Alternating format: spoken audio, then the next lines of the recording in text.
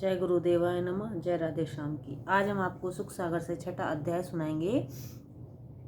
भागवत सप्ताह विधि वर्णन तथा महात्मा। संत कुमार जी बोले, हे नारद जी, अब मैं तुम्हें श्रीमद् भागवत की कथा सप्ताह की विधि बतलाता हूँ। ध्यान देकर सुने।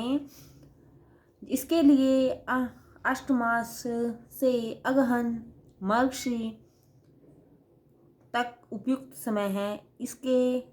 इसमें तिथि और नक्षत्र का विचार भी कर लेना चाहिए। यह विचार कर लेने के बाद धनवानों, सत्कर्मियों और अन्य योग्य व्यक्तियों को कथा श्रवण करने के लिए निमंत्रण भेजना चाहिए।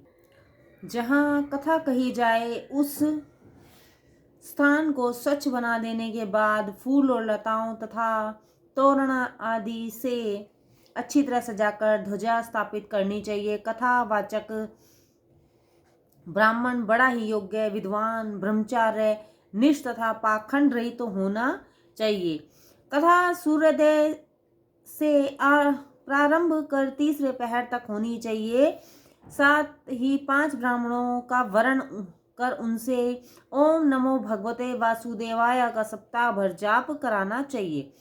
कथा के बीच में मल मूत्र आदि बाधक न हो, इसलिए यदि सप्ताह भर उपवास न रखा जा सके तो केवल हविष यात्र भी ही रहे। किसी प्रकार का गरिष्ठ अत्र, प्याज, लहसुन आदि शाक एवं मांस इत्यादि बिल्कुल ही त्याग देवें।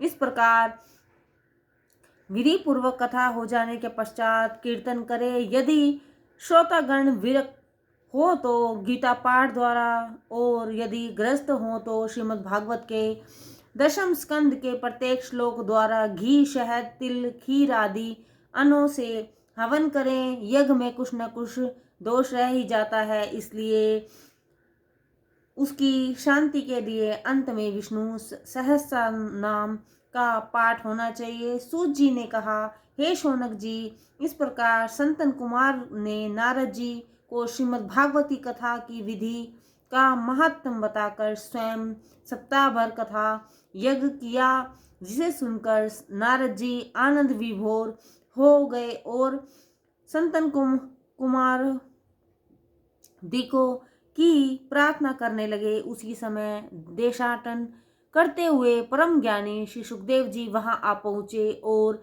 बोले, हे मुनियों और श्रोताओं, आप लोगों ने श्रीमद् भागवत शास्त्र को अभी सुना है। यह वेद रूपी कल्प वृक्ष का अमृत रूपी रस है, जिसकी समता और कल्याणकारी कोई ग्रंथ नहीं है। इसी समय उद्धव और अर्जुन के साथ वहां प्रहलाद जी भी आप उपस्थित हुए। फिर क्या था?